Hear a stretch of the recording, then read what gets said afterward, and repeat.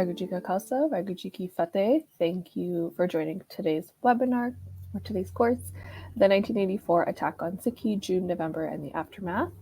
In today's class, the final class, we'll look at the immediate aftermath of June and November 1984. The first hour of this class, as always, will be led by Santabir Singh, after which we will have time for Q&A from the audience. So please drop your questions in the chat box and be sure to include your city. Before I turn it over to Santabir Singh, I'll do a little introduction. Santabir Singh is a research associate with SikhRI. He is currently doing his PhD in sociology at York University. His graduate research focuses on Sikh activism and the inherent relationship between Sikhi and anarchism, explored through historical and contemporary study of Sikh governance models, especially the Sarbat Khalsa. Thank you so much, Manvinder. Vaheguru Ji Ka Khalsa, Vaheguru Ji Ki Fateh. It's great to be back here for this last class. Nice to see everyone back. Today we'll be talking about the immediate aftermath of what happened in June and November 84, specifically looking at the state of Punjab in the months and, the first couple of years after the attack. It was difficult to figure out where to put a stop to this quote-unquote aftermath, because of course we're still living in the aftermath of 84.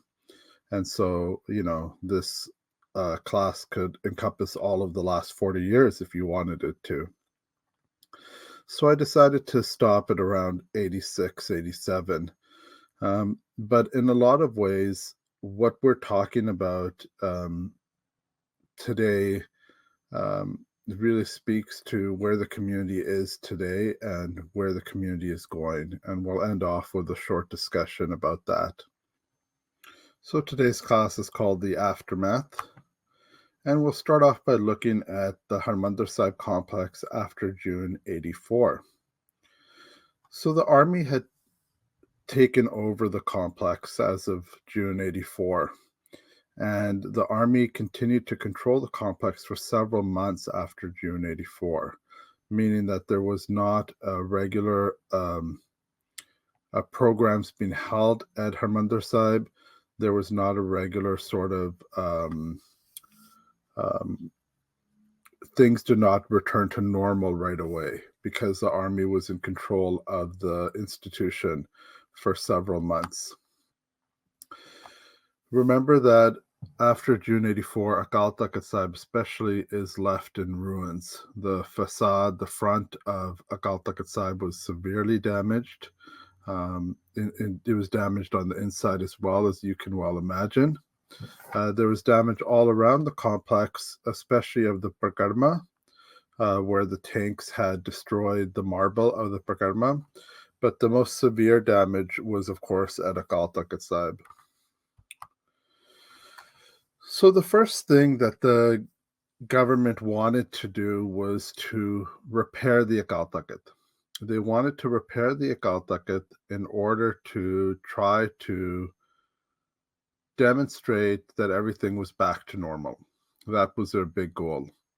And they needed to legitimize this reconstruction. They first went to Baba Kark Singh, who was Kar Seva Baba, a very famous Kar Seva Baba, who had built a lot of Gurdwara in Punjab. And they asked him if he would rebuild Akal Takht, and he refused, saying as long as the complex was under the army's control, it was not right for the Sangat to rebuild. The Akal Takht, the complex had to come back to Sangat control, and then they could rebuild Akal Takht. The army did not want to give up control of the complex right away, and so they desperately sought someone who could give legitimacy to the fact that they were rebuilding the complex. And so they turned to the one group which had not supported the Dharmyuddha Morcha in the pre-84 era, and that was Buddha Dal, led by Santa Singh Nahang. So Santa Singh had been, since 1982, going sort of against the rest of the community during the Dharmyuddha Morcha, and he took this opportunity in 1984 to sort of aggrandize himself, center himself, make himself more important by becoming the sort of face for the reconstruction of Akal Takht. This played into certain narratives that the Nahang Singhs have been propagating for the last several decades. Ideas such as that they are the legitimate custodians of Akal Takht, that they should be the heads of Akal Takht and no one else should be the heads of Akal Takht, and that they are the rightful heirs of Akal Takht Sahib, which goes contrary to Panthik principles, because Akal Takht, of course, belongs to the Guru, and the entire Panth is a custodian of Akal Takht Sahib. Construction was carried out pretty quickly, as you can see by this image from July 1984, and the goal was to erase the damage done to the complex to Akal Takht Sahib as quickly as possible. Now, the reconstruction of Akal Takht was, according to what the public was saying, what the government was saying, and what the Nahangs were saying, was being done by the Nahangs. In actuality, the reconstruction of Akal Takht was being done by a company called Skipper Builders, which was owned by Tejwant Singh, who is a Congress supporter. So the Congress government of Punjab hired this Tejwant Singh to rebuild Akal Takht as quickly as possible. The hiring of a company to build the Gurdwara sort of goes against Panthik tradition, where Panthik tradition is that the Sangat builds Gurdwaras. Moreover, the bigger issue, though, was not the hiring of the company. It was the fact that the money for the construction of Akal Takht was coming from the government, the very government that had damaged and destroyed the Akal Takht. And this was really an affront to the Sangat at the time. People were really, really upset about this, very, very angry about this. The regular Sangat, the regular Punjabi populace was not happy about this. The fact that the government would come in, destroy Akal Takht, and then quickly try to rebuild it to make it look like nothing had happened really upset people. And the fact that they used the Nahang Singhs to sort of legitimize the reconstruction really upset people as well. Because, of course, what the Nahang Singhs were doing was that they weren't actually building the complex. They weren't doing the work of building it. They were just standing around, and when press would show up, they would move bricks from here to there or move marble from here to there. The actual work was being done by this third-party contractor. The bigger issue was that while Santa Singh was playing dress up and pretending to sort of be the Jathedar of Akal Takht and sitting there on the throne or next to the throne of Akal Takht Sahib, holding court with his Nahang Singhs, sort of giving this air, because Nahang Singhs are a pretty cool looking bunch. They're visually very striking, and people are really excited and sort of attracted to the physical look of Nahang Singhs. And they give the impression of hearkening back to some original Sikh ideals and institutions. The reality was that while Santa Singh was sort of holding court and trying to pretend like he was in charge of Akal Takht, the army was actually in charge of the complex, and he was simply their puppet. He was just giving a sheen of legitimacy to the army's actions.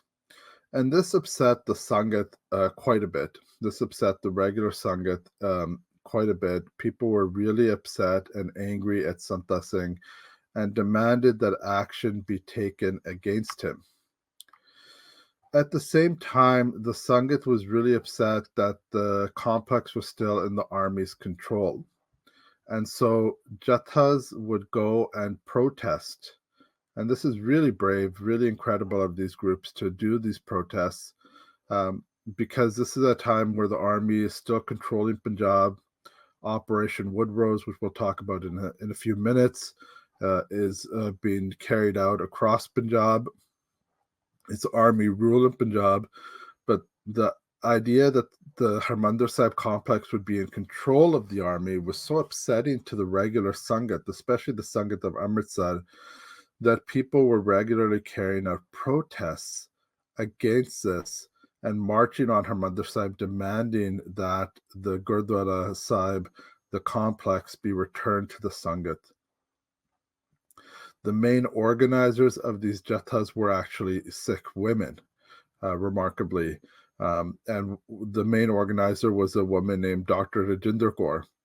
And for example, on the 16th of July, 125 Sikh women were arrested, protesting the army's control of the complex. So we're talking about just a month after the complex had been taken over by the army. The Sangat is not being silent. The Sangat is not just sitting there and accepting that the army is controlling the complex. They are protesting this. They are marching against this. They are running a morcha against this. People wanted the control of the Harimandar Sahib to come back to the Sangat desperately. And people were willing to lay their lives on the line for that goal. And so people would be protesting, especially women. Why was it especially women that were leading these protests? I'm not sure. And I've been wanting to do more research into Dr. Rajinder Kaur and these protest movements that happened post 84 for the bringing back of Akal Takht and Harimandar Sahib to Panthic control. I haven't done the research on it, and I haven't found a lot of information on it, to be honest. So I can't say for certain. I think that we can surmise a couple of things, though. Men at the time were being targeted by Operation Woodrose, and so it allowed women to take a larger role politically. I think the women of Amritsar have always had a special connection to the Harimandar Sahib complex as well. There's a famous Sakhi of Guru Tegh Bahadur Sahib Ji when he came to the Harimandar Sahib complex when it was being controlled by Prithi Chand's descendants. And Guru Tegh Bahadur Sahib Ji had the door of Harimandar Sahib shut on him, and he was not allowed to enter Harimandar Sahib. The Sangat of Amritsar stayed silent, except for the women of Amritsar, who came out and made langar for Guru Tegh Bahadur Sahib Ji and apologized for what Prithi Chand's descendants did, not allowing Guru Tegh Bahadur Sahib Ji into the complex. And so I think the women of Amritsar have felt a special ownership of the complex for generations and a special connection to the complex. And I think that was apparent post 84, where women really took a leading role in trying to bring the complex back under Sangat control, away from the army. There was a lot of chaos in the weeks after June 84, as you can imagine. We have Singh Sahibs. These are like the head Granthi of Darbar Sahib, the Jathadar of Akal Takht, and other Sikhs. And they are usually the Panj Pyare that lead Panthic Masale, that decide on Panthic decisions and call people to Akal Takht for punishment and so on. So these Singh Sahibs were not actually allowed to enter the complex post June 84, but they were still trying to exert their authority post 84. And one of the first things that they did as a group was to kick Santa Singh out of the Panth. So on July 22nd of 1984, the Panj Pyare came together at Baba Deep Singh Gurdwara, which is called Shahidan Gurdwara, which is in Amritsar. And for the local Sangat of Amritsar, it's actually the more popular Gurdwara to go to, one of the more popular Gurdwara to go to in Amritsar. The people of Amritsar feel a special ownership of that Gurdwara. And the Singh Sahibs were based out of Shahidan Gurdwara post 84, because they couldn't get access to the complex, obviously. So they issued a resolution asking Santa to present himself before the Panth for his actions and to explain himself. He refused, and so on July 22nd, they kicked him out of the Banth. Santa Singh remained kicked out of the Banth until 2001, when he finally came back to the Akal Takht and asked for forgiveness in front of the Sangat, and was given a punishment by the Singh Sahibs. So for almost like over 20 years, he was technically not a part of the Khalsa Banth because he had been kicked out in 84 for his actions of going counter to the Banth and really disrespecting the Banth at a really difficult time by sort of promoting himself and styling himself almost as a Baba, really. And you can see from this image where he has people sort of almost matha taking to him while he's sitting on Akal Takht. Kind of disturbing imagery for the Harimandar Sahib complex. This is the sort of things that he was doing while he was running the complex. In response to being kicked out of the Banth, Santa Singh declared that he would hold a Sarbat Khalsa. So the Sarbat Khalsa is an old Banthic tradition. The Sarbat Khalsa is a tradition where in the 18th century, the Sikhs would gather together, usually twice a year, and make decisions through consensus-based democracy. And they would make decisions on what the Banth would do. Post Maharaja Ranjit Singh, the Sarbat Khalsa stopped being held regularly. But in times of Banthic crisis, Sarbat Khalsas are re-invoked and called back to. And the Sangat has done Sarbat Khalsas at times of crisis, the last one before 84 having been done in 1920 when the SGPC was formed. So Santa Singh called a Sarbat Khalsa in August 11th of 1984, but the Sangat refused to attend it. So the regular population of Punjab, the regular Sikh population of Punjab, refused to attend the Sarbat Khalsa, as you can see from this image of the Sarbat Khalsa, and if you compare it to the images that we'll see shortly from January 1986, from the Banthic Sarbat Khalsa that was called, the number of people attending here is very sparse.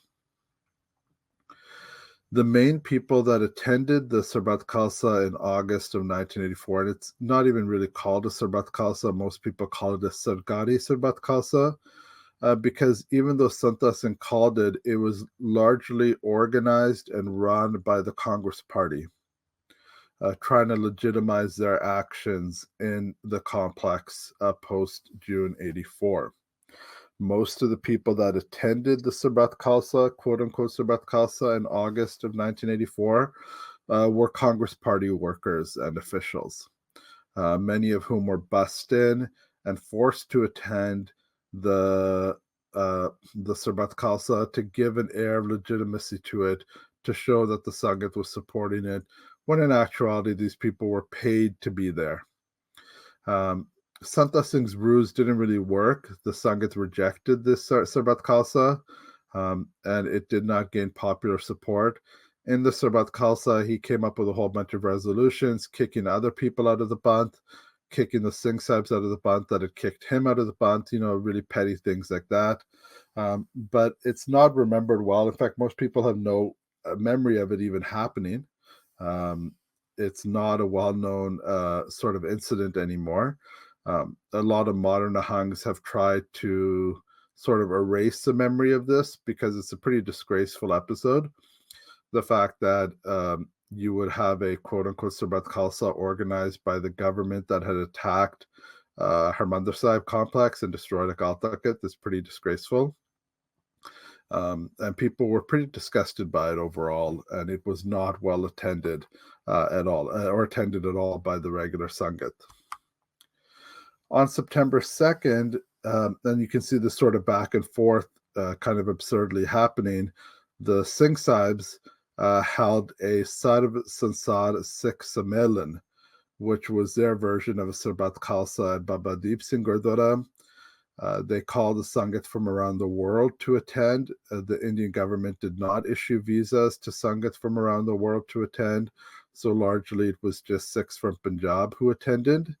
And at this meeting, at the Sarbat Khalsa, they reiterated that Santa Singh was kicked out of the Panth, and then they also kicked out of the Panth Home Minister Bhutta Singh, who was Home Minister in the Congress government, and Gyani Zail Singh, who was the President of India. Remember that the President of India is like the Governor General of Canada. It's a ceremonial position without any real power. But any law or bill that has to be passed by the Indian government must be signed by the president, just like a law in the UK has to be signed by the Queen or the King, or a law in Canada has to be signed by the Governor General. And so he was the most important official, in a sense, of the Indian state. Both of these people were Sikhs, and so the Sarbat Khalsa on September 2nd, their belief was that because these men were both Sikhs, they should be held to account for their actions in the attack on Harimandar Sahib in June of 84. And so these two men were specifically called out for being kicked out of the Panth because of the fact that they were Sikhs, but they had sided with the government and had supported the government in its attack on Harimandar Sahib. There were a bunch of other resolutions that were also passed at the Sarbat Khalsa. You can find the details of that online. The other resolutions are things like condemning the government for destroying the Sikh reference library, condemning the government for the attack on Harimandar Sahib at all, of course, for the destruction of Akal Takht, for killing thousands of Sikhs, for rounding up Sikhs during Operation Woodrose, and so on and so forth. Those are the types of statements that the Singh Sahibs released at the September 2nd meeting. So this was really an attempt by the mainstream Sangat to take back control of the Panth and take back control of the narrative. And sort of hold some people accountable for what had happened in June of 84. This was sort of the first inklings of trying to hold people accountable. Of course, you can't call Indira Gandhi to Akal Takht for punishment because she's not a Sikh.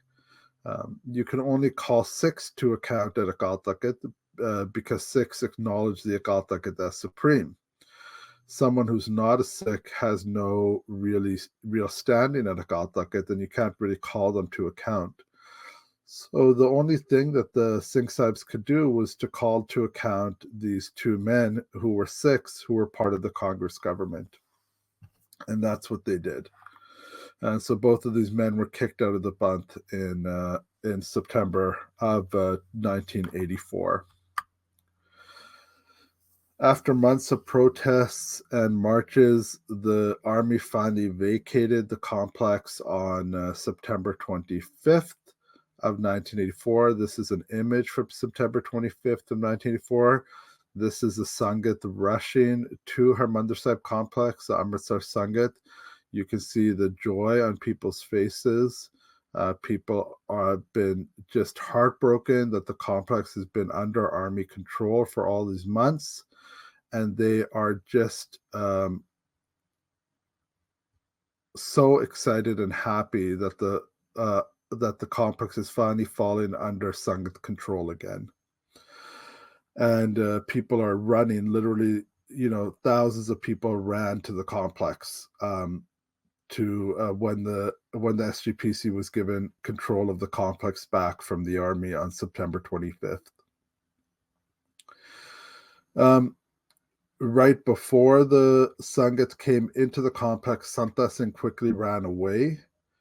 He realized how much the Sangat was disgusted by him and angry at him and upset at him for the actions he had taken, for his collaboration with the enemy, for his collaboration with government forces, and he ran away before the Sangat could come and confront him for his actions. And so this is sort of what happened in the months after June 84, in the complex itself.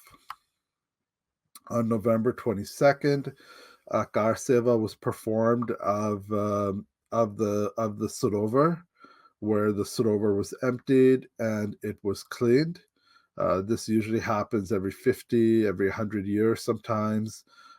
They did it after the attack, just because of all the damage that had been done, all of the dead bodies that had been left in the Sarovar, all of the blood and all the rest of it, just to clean the Sarovar and bring the sanctity of the complex back. They did the Skar Seva, which was very well attended by the Sangat of Amritsar. And that occurred on November 22nd. Let's now zoom out a little bit and talk about what was happening in Punjab post-June 84. So the main thing that was happening in Punjab post-June 84 was what we call Operation Woodrose. Operation Woodrose was an army operation that followed and was planned beforehand and followed immediately after Operation Blue Star. It was an operation to suppress Sikhs across Punjab, but especially in the Majha region of Punjab, the border regions of Punjab were most heavily targeted. And what the army did was that they literally went village to village across Punjab and arrested people. They arrested mainly young men and boys. Anybody who was Amritari, they issued a statement saying that anybody who was Amritari was suspected of terrorism. And they arrested literally thousands of people. How many people were arrested is difficult to say because the army was not going to share that information really about what they were doing. According to the famous human rights activist Inderjit Singh Jeji, 8,006 were missing by October 1984, and other human rights activists estimate that over 100,000 Sikhs were arrested from June to September, October 1984. So over that summer, just tens of thousands of Sikhs being arrested by the army, many of them being charged with crimes that they did not commit, many of them being killed as well, and many of them being tortured. The repression was really on an unprecedented scale. For those of you who took the class with us before, from looking at pre-partition to 1984, this type of repression of Punjab was really unprecedented. Punjab had always had issues with the central government, but the fact that now the army was controlling the state and able to do whatever it wanted in the state, and sort of civil liberties were completely disrupted.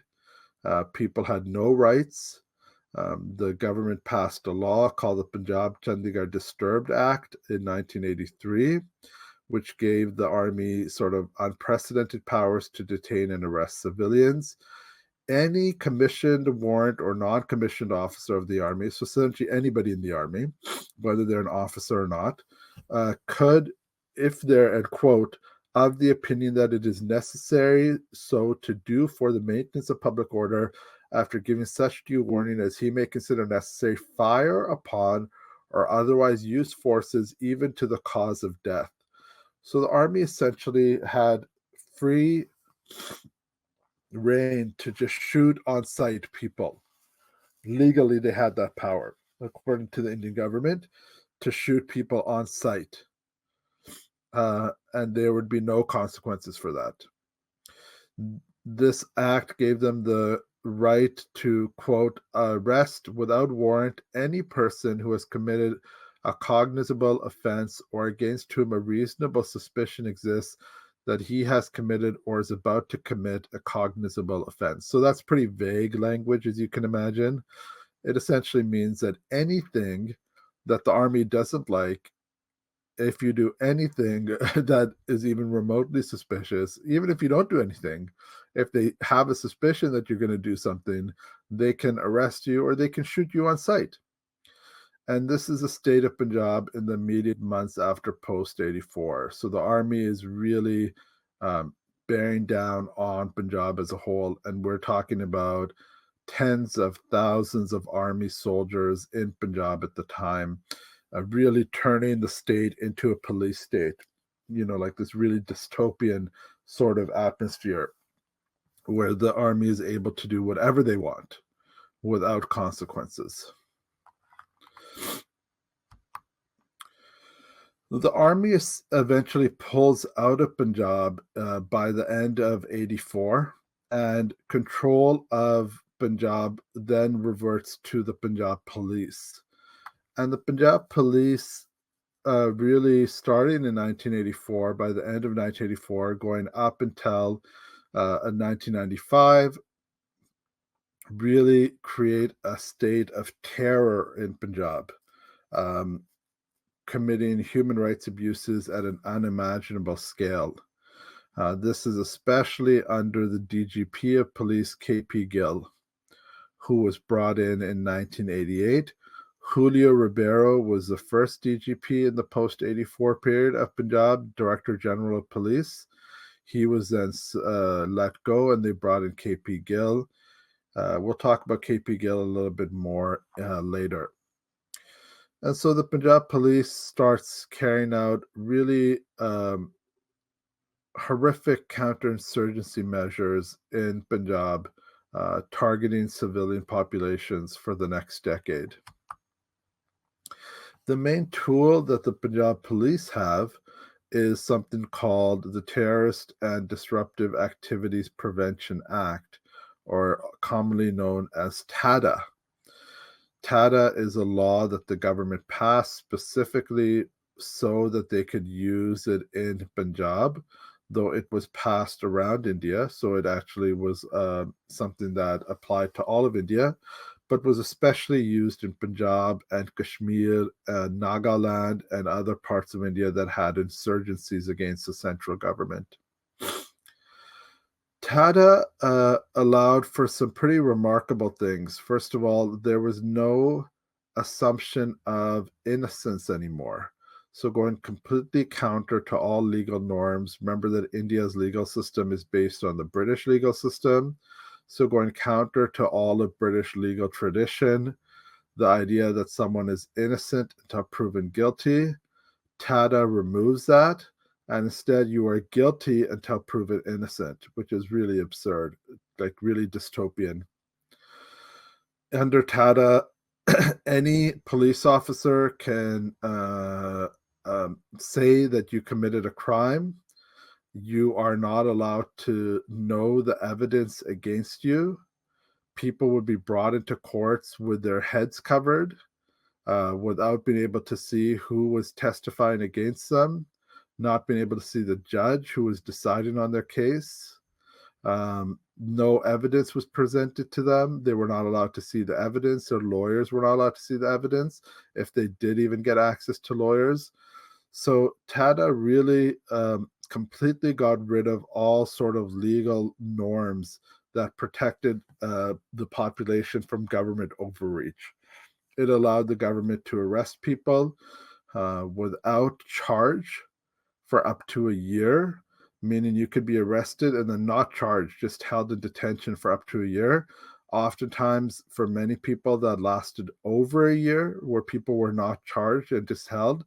If you're being held and not charged, that means they don't have to provide evidence against you. They're just essentially keeping you in jail without any evidence.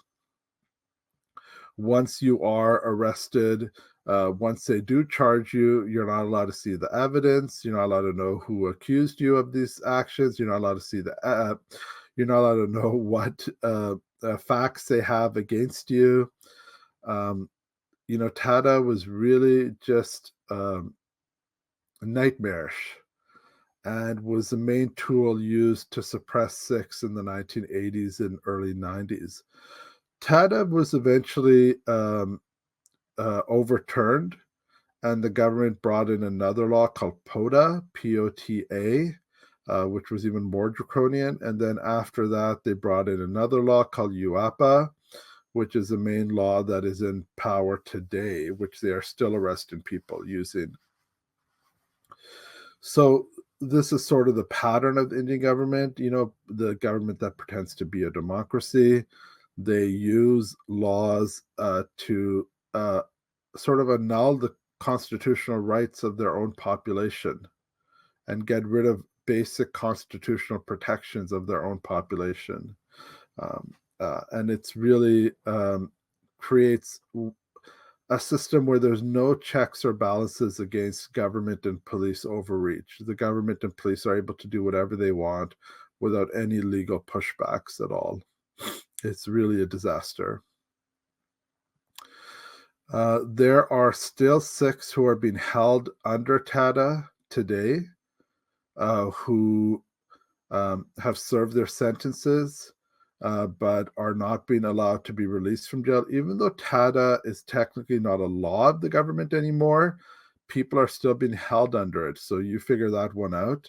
Doesn't really make sense. So people are being held under Tada and are being refused to be let out. These are what we call the Bandi Sikhs, Sikhs who have served their sentences but are not allowed to leave jail because they are considered a threat of some kind without any evidence. And so Tada has still been used against Sikhs today, even though the law hasn't been on the books for almost 20 years. At this time, the Khalistan movement starts to form in the months after 84. The Khalistan movement never was a monolith. It was always made up of different groups, sometimes competing groups that did not work together. At the beginning, there were two main groups who were fighting for Khalistan. There was the Babbar Khalsa, which was, of course, an organization that predated 84, which had been made in the sort of aftermath of the 1978 Amritsar massacre by Fauja Singh and other Sikhs, and were led by Sukhdev Singh Babbar, the man on the right in the image.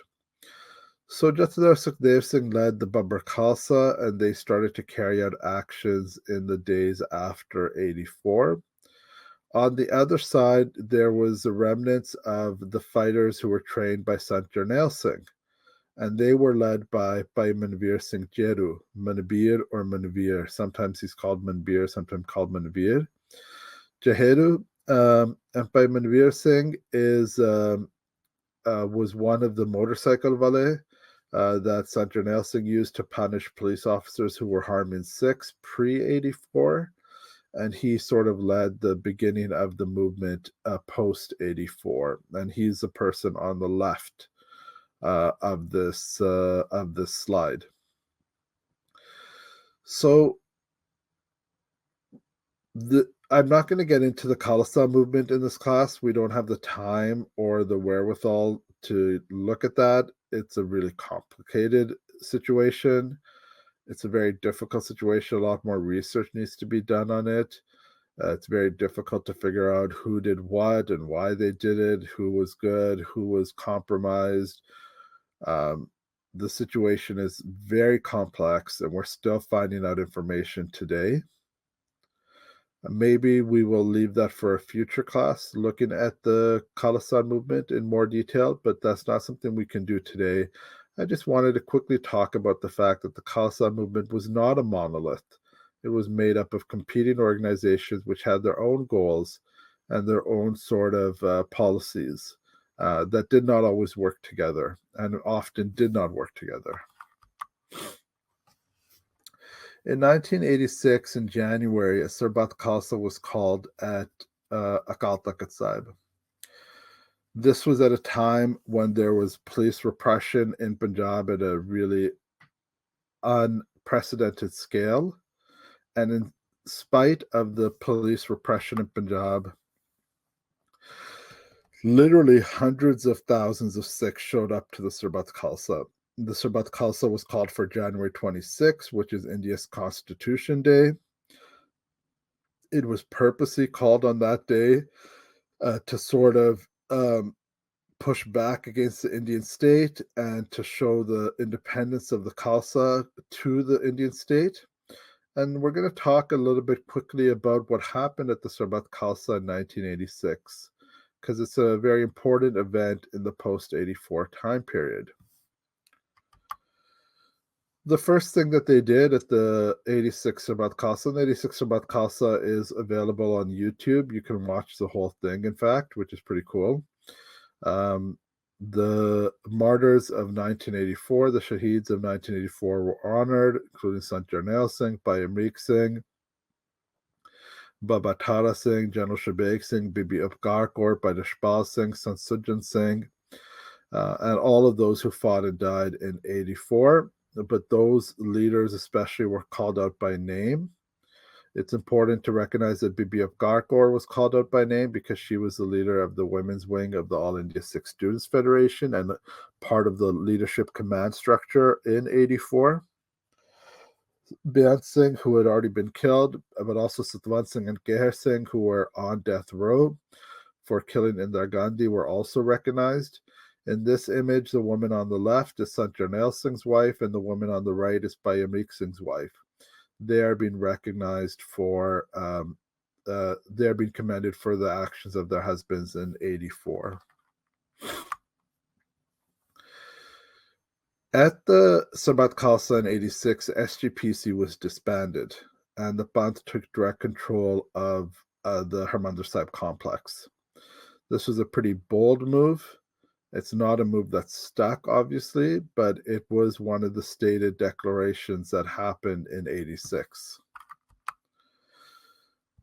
The Santa Singh was again reiterated that he was kicked out of the Panth, and something really unique happened that isn't very well remembered today, but a new Jathedar of the Buddha Dal was decided by the Panth, a man by the name of Bhai Amrik Singh Joda.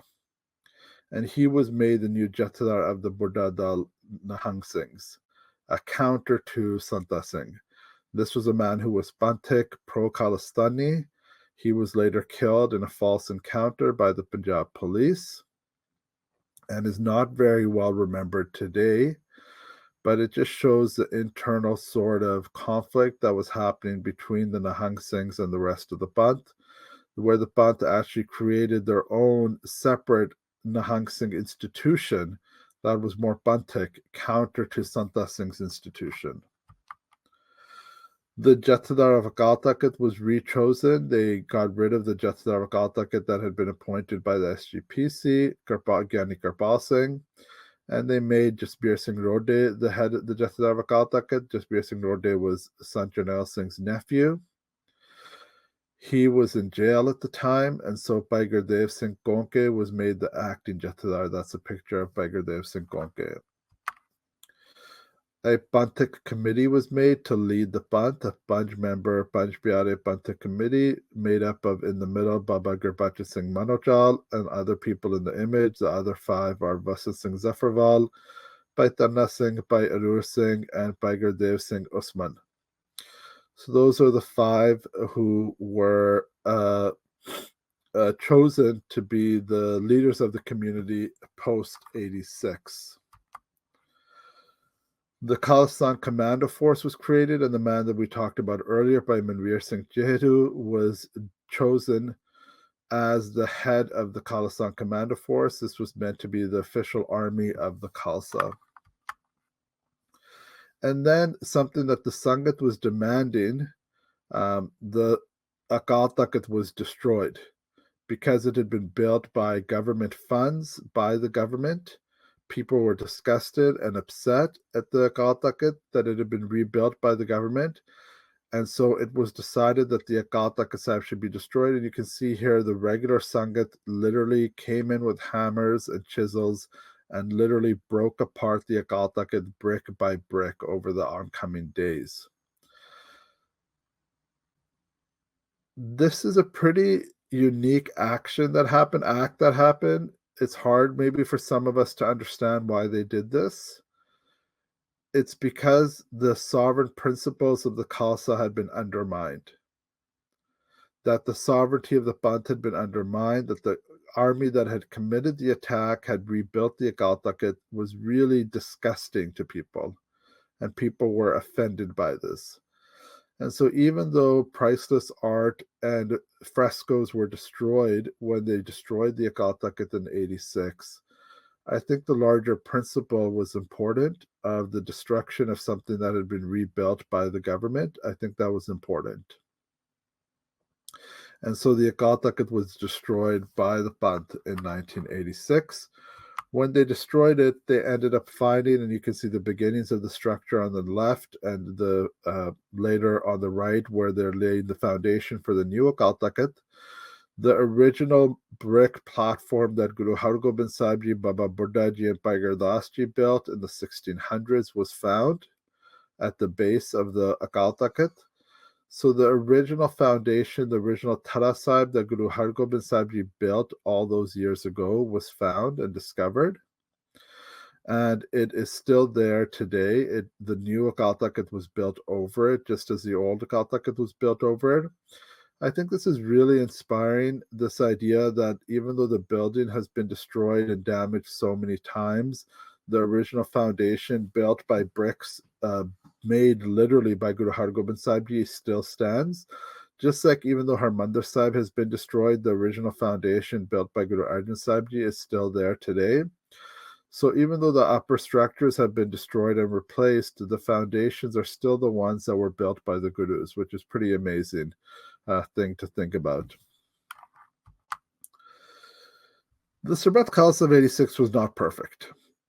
I think it was a really inspiring event, really incredible, really powerful event, but it was not perfect. The main issue was that it was dominated by one group.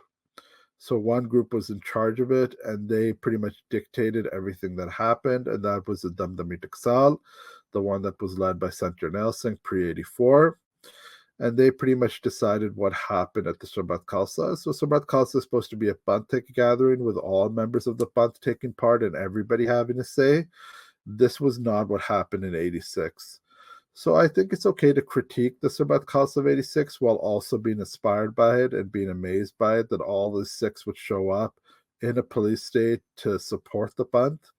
I think we can still support the Masle that were passed in January of '86, while also being critical of the fact that it is not the ideal Sarbat Khalsa, and that we still have work to do to get back to the original conception of what the Sarbat Khalsa should look like. Contrary to popular belief, Khalistan was not declared at the Sarbat Khalsa, but instead was declared later on April 29th by the Panj member Pantha Committee. Here, Baba Gurbata Singh Manojal is declaring Khalistan on April 29th at a press conference in the Harimandar Sahib complex in 1986. So Khalistan was not declared at the Sarbat Khalsa, but was declared afterwards. Not everybody agreed with the declaration of Khalistan. Again, the Pantha committee that was chosen, were they representative of the entire community? Not really. They were chosen by the Damdami Taksal. So there's a lot of issues there and a lot of things that we can parse and discuss that need to be sort of looked at still. This will end there looking at the Sarbat Khalsa, and we will now move on to looking at the sort of decade very quickly in the last 10 minutes that we have, the decade of disappearances that occurred after '84. So once the Punjab police took over control of Punjab from the army, horrific human rights abuses started to occur across Punjab. These horrific human rights abuses were part of the counter-insurgency, which was led by this man, K.P. Gill, often called the Butcher of Punjab.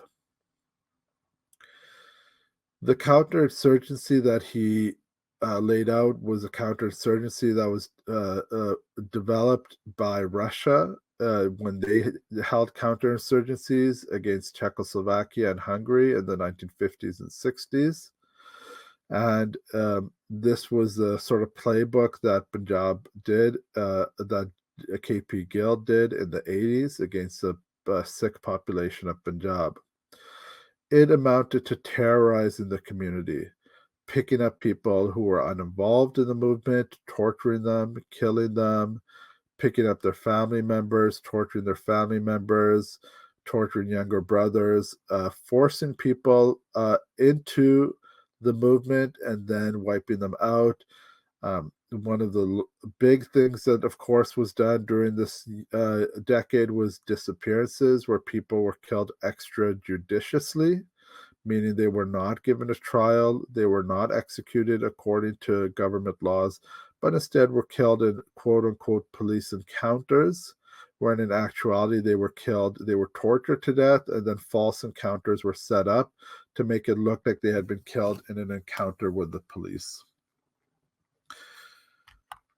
How many people died in that decade, we don't know. The numbers really range to some pretty high numbers, according to some Sikh sources, like in the hundreds of thousands. I'm not sure what's accurate, so I'm not giving numbers here. I think Insaf is the best place to turn for information about that. They've been doing really difficult work over the last 40 years, looking at, especially the last 20 years, looking at what happened post 84 and documenting the human rights abuses.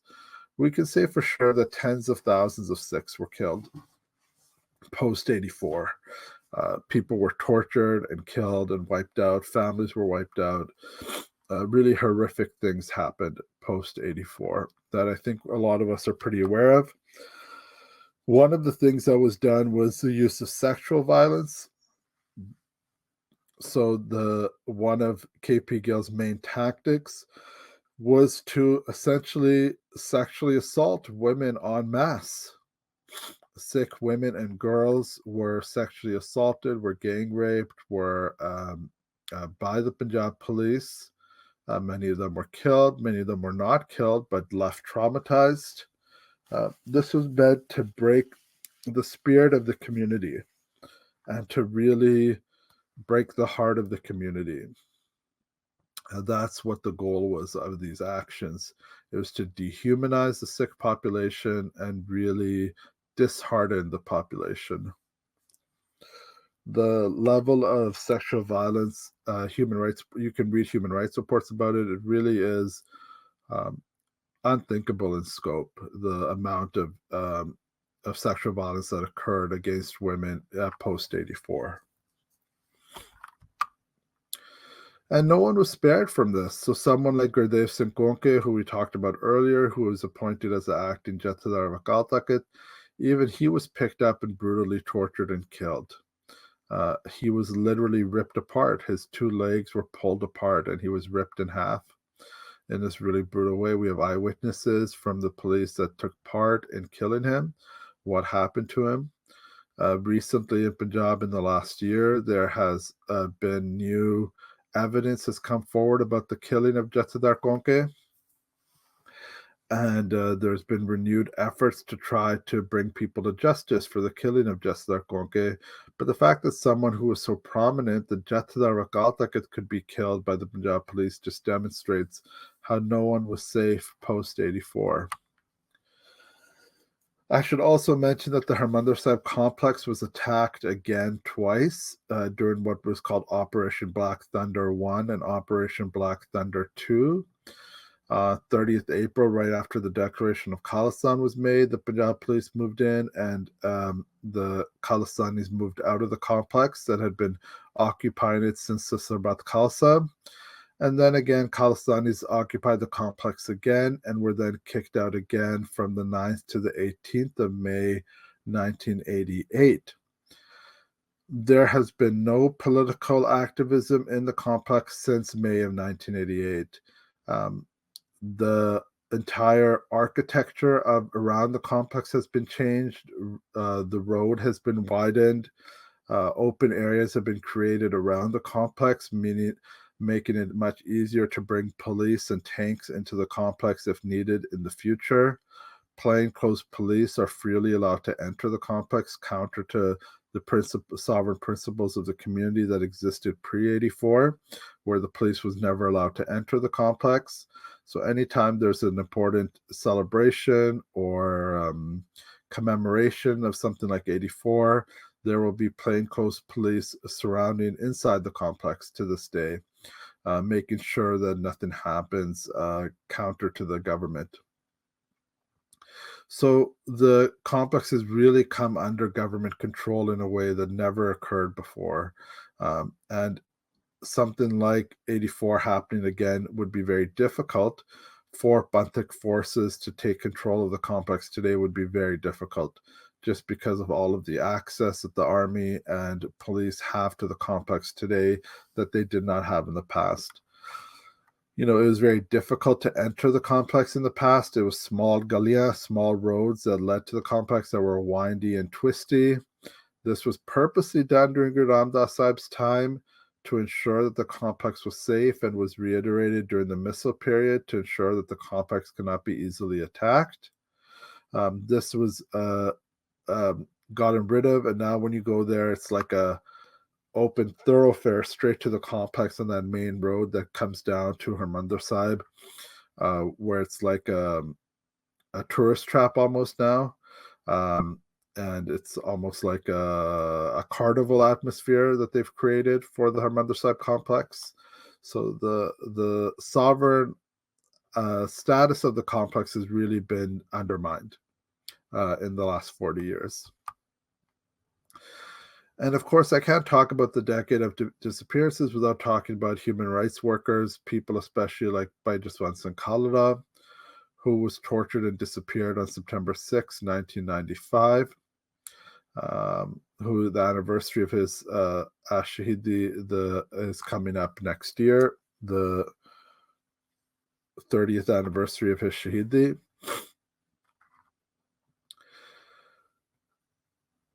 The story of Jaswant Singh Kalra is a really important one for us to learn. We don't have the time to get into it here, but of course, his famous speech that he made, where this picture is taken from Dixie Gurdwara in Ontario, in the months before he returned back to Punjab and was arrested and tortured and killed, is a really famous speech, the light and the darkness that he talks about. It's a really important speech that encompasses the Khalsa ideal of standing up to injustice. So here we are 40 years later. And we're ending off here, of course, our 4-week course, and essentially kind of almost an 8-week course, if you think about it, because we did the 4 weeks earlier looking at pre-partition to 84.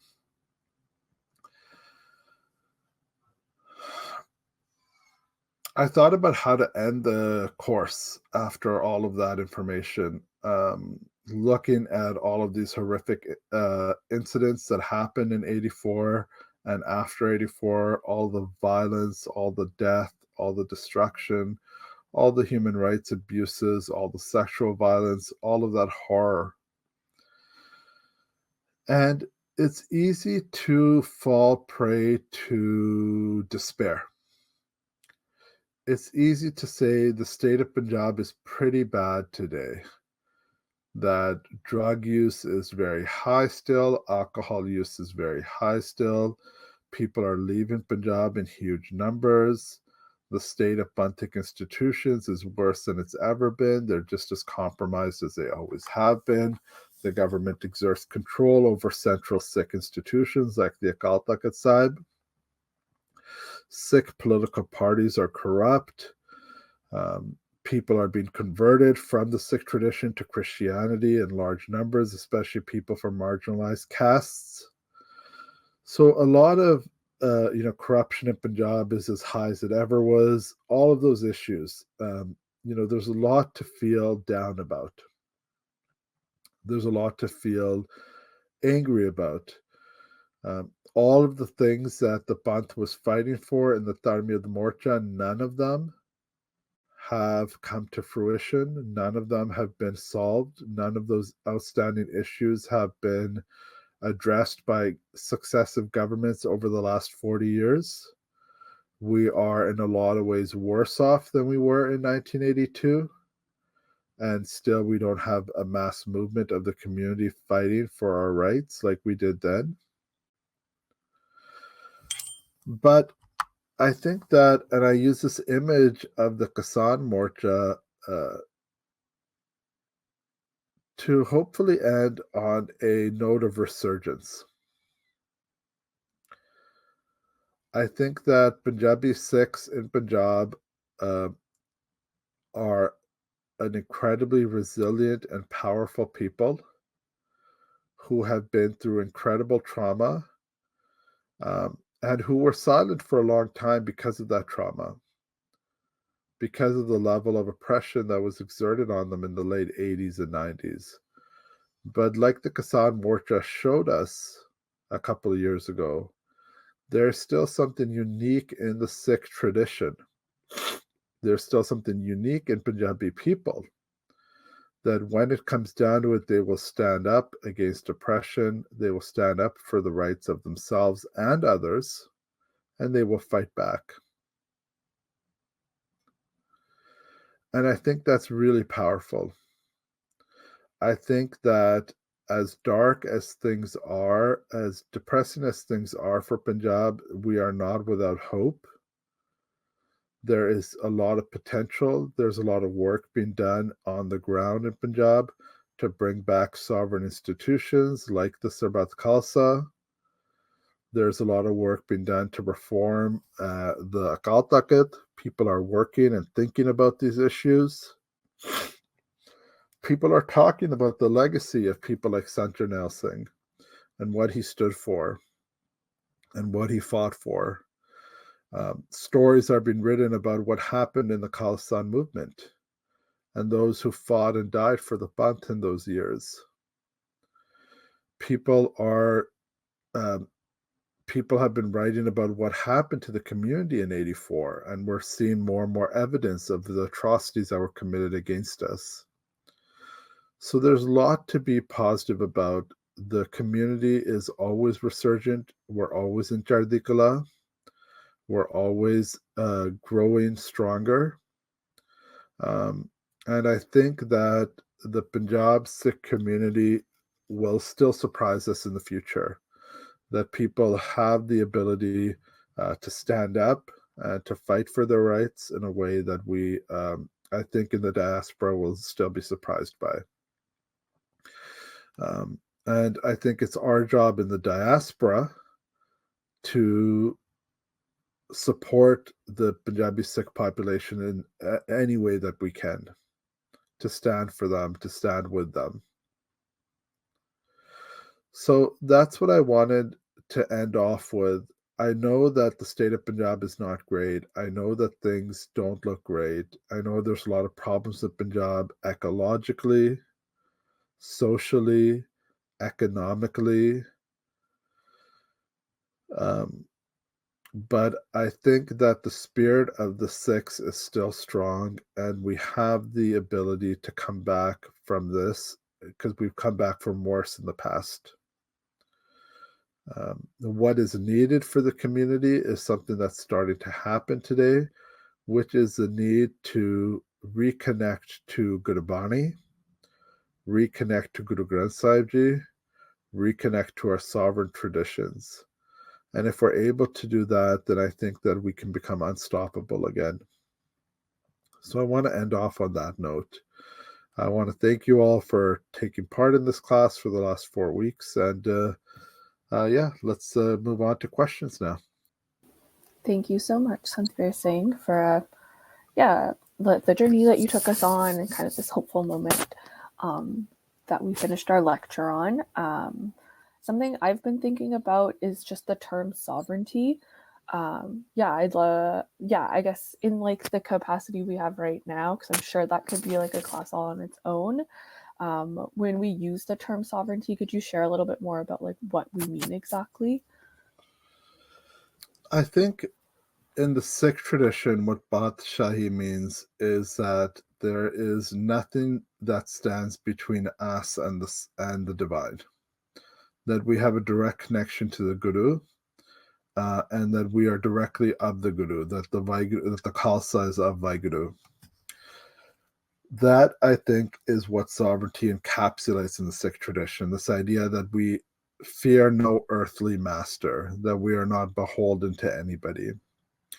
How that's practiced, how we make that real, how we bring that into our daily lives, I think that's a question that all of us have to tackle in our own way.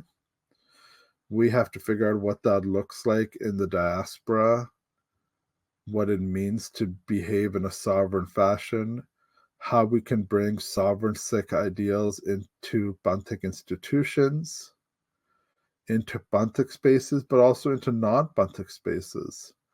One of the things that I think here in Canada we've been really disappointed in the last 30 years is Sikh politicians, for example, because they got elected with the support of the community, but when it came down to it, they did not stand up for the community. They did not bring Sikh principles into their governance, into their decision making, into their politics. So that's something that as a community we need to do. We need to bring sovereign principles into our daily actions and behavior. But sovereignty ultimately means this idea that we are free and independent. And the fact that we are free and independent really sparks from this idea of Guru Nanak Sahib Ji that we are all an aspect of Ik Oankar. That if we have the divine within us, then nothing can suppress us. How we make that real, how we practice that, that's a bigger challenge. That's something that I think I'm excited to see how young Sikhs and Sikhs in the diaspora do that and how Sikhs in Punjab do that. I think it's an exciting opportunity for the community to see what this will look like in the future. On a Bantik level, though, I think this is something that we need to be seriously talking about. We haven't had a large-scale Bantik movement since the Tarmiyud Morcha in 1982. The Bant organized in an ad hoc fashion during the Kisan Morcha, but this was not technically a Bantik movement, and it was not supported by Bantik institutions like the Akal Takht. What we need is another Bantik resurgence in some way, and I'll leave that up to Punjabi Sikhs to figure out what that looks like. But that is what the community needs, because the idea of Bantik sovereignty needs to be brought back into focus, needs to be centered again. That struggle needs to be made real again. For some people, they believe that struggle has been ongoing and never ended. For other people, it looks like the last 30 years have been sort of a quiet period after a real severe trauma that the community underwent in the late 80s and early 90s. I think the movement, in a sense, never ended, but I think it really must.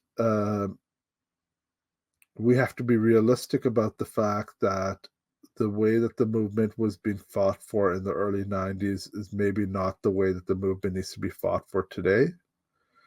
That we need to change tactics, we need to think about how we organize, and we need to really, I think, understand where our sovereignty comes from. In Garib Sikhan ko deho Patshahi Yad Kare Hamri Gurahai. That's from Prachin Pant Prakash by Ratan Singh Pangu. That's Guru Gobind Singh Sahib Ji saying that I gave these Garib Sikhs Batshahi, I gave these humble Sikhs sovereignty. And they have to remember my Guruship in order to practice that sovereignty. And I think those two lines are really important. That we have to be inspired directly by Guru Gobind Singh Sahib Ji, and that we need to remember that we are Garib Sikhs, that we are humble, but we have been given Patshahi by the Guru, which has made us sovereign and unstoppable. Yeah. Thank you, Cynthia Singh. I only see one other question in the chat, but this is in reference to something that we covered like closer to the middle of class. But the person asked, how has the Indian government not released Sikhs from prison without any evidence? So I guess how are those practices allowed to continue, although that law is like no longer in practice? Yeah, it doesn't really make sense. Like we've taken cases to the Supreme Court again and again. There's no real justification for it. This is something that Sikh political parties are starting to take the cause up again in a really strong way. This is something that people have been arguing for and protesting against for years now.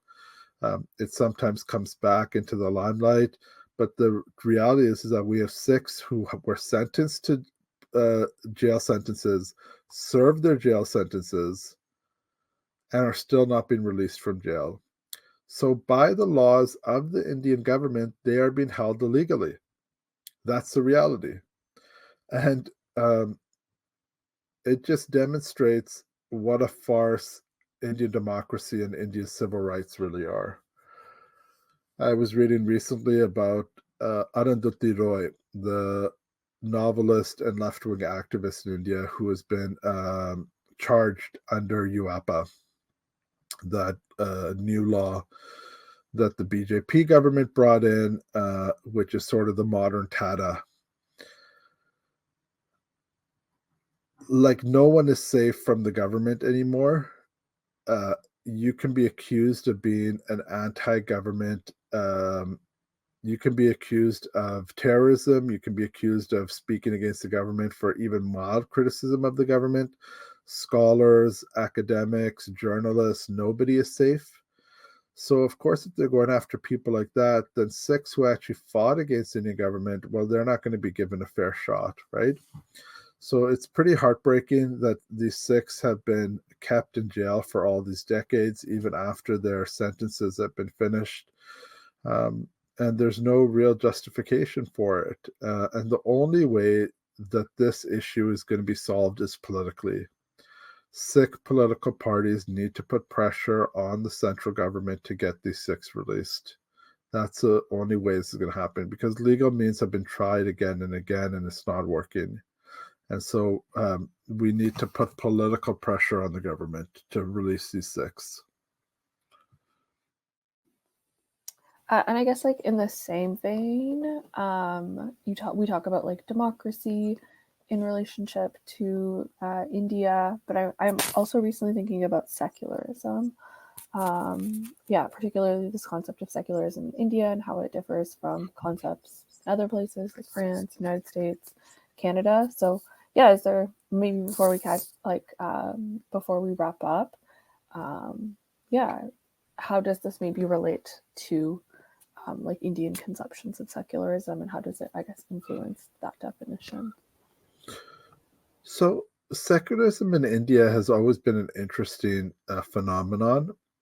For example, pre-BJP, the Congress governments were always avowedly secular.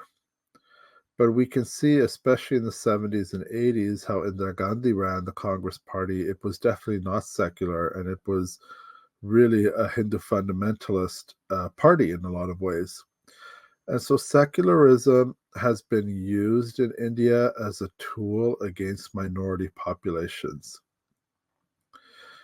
It is sort of a tool that's been used against the Sikhs whenever they ask for their rights. We are called communalists. That's the term they use in India, which means that we are creating communal divisions between us and Hindus, and we are causing problems in India, in the Indian civil space.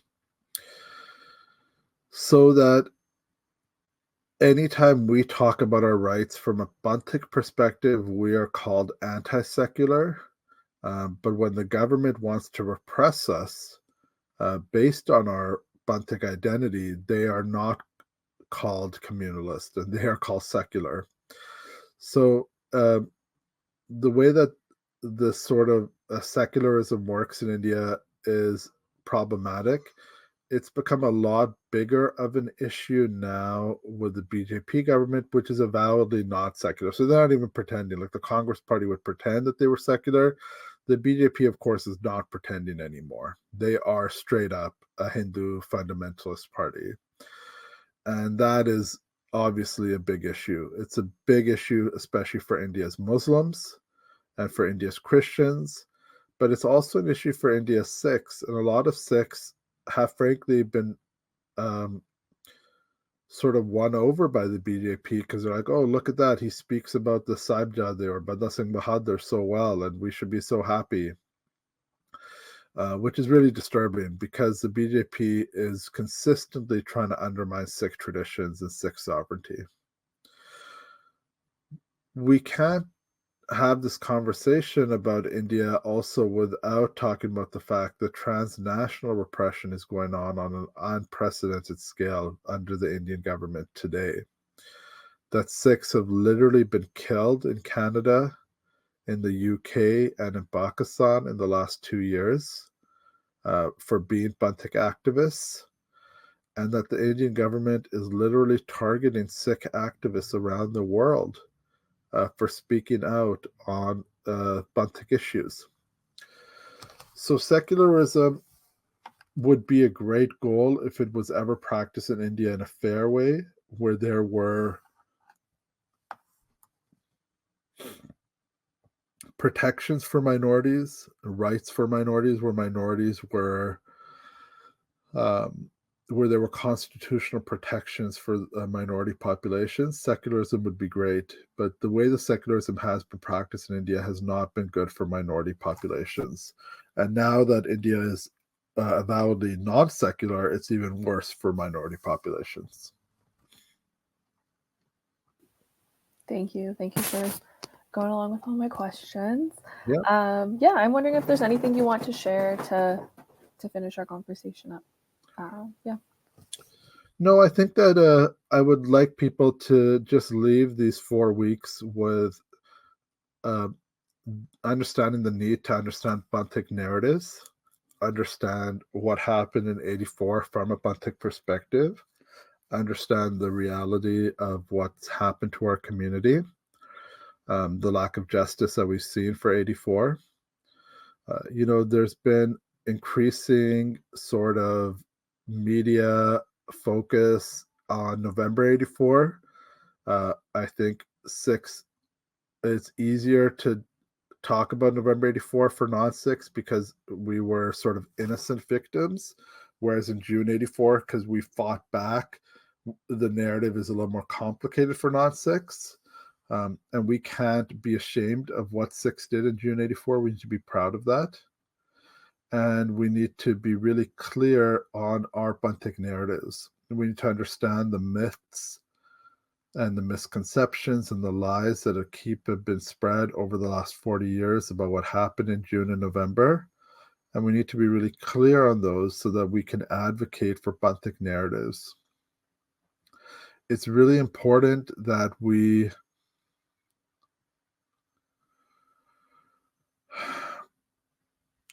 have it clear what happened in 84 so that when we're questioned, when we're in public spaces, we can quickly articulate what happened to the community so that we can also as a community move on from that, so that we can grow from what happened and we can learn from what happened. I think one of the biggest issues with 84 is that our lack of understanding of what happened has sort of stunted the community and not allowed us to move forward in a lot of ways because we don't really understand what happened.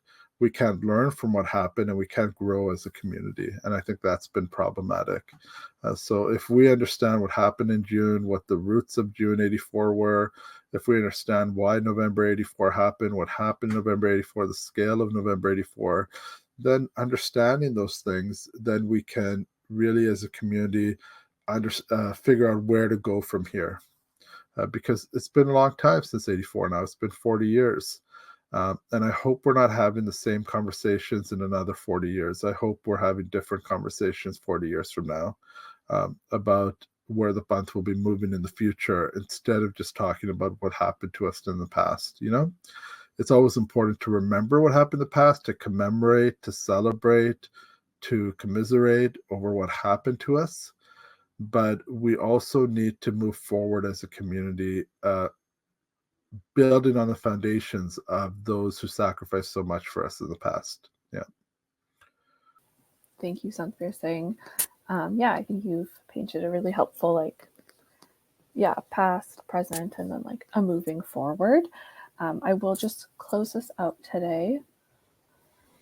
Again, on behalf of SikhRI, I thank Santhveer Singh and R.E. Sangat today. Thank you all for tuning in, especially all of you that came every week and spent some time with us. Thank you for all of your questions. Lastly, don't forget to tune into the Sikhcast, a podcast produced by SikhRI, where we explore the various issues and events affecting Sikhs worldwide. If your preferred method of engaging with new content is through an audio format, a lot of the stuff that we talked about in this course and in the June course is available there in a more of an interview format. Thank you for joining in. Today's webinar will be ending now. Vaheguru Ji Ka Khalsa, Vaheguru Ji Ki Fateh.